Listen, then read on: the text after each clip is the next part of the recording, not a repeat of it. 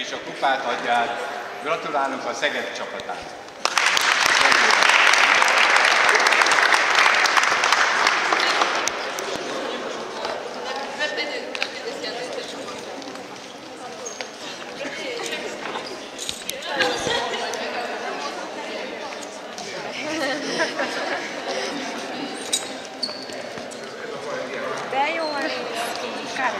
Azért közben mondanám, hogy jövőre a 25. tornát rendezzük, minden csapatot szeretettel Márosvárok, és jövő december 19-én csapatvezetőkkel beszéltem, hogy ez az időpont állítólag már jó nekik, ezt a csapatot lefutalom, tehát úgy készüljetek, hogy jövő december 19-én, ugyanis a 25. most már Károlyi.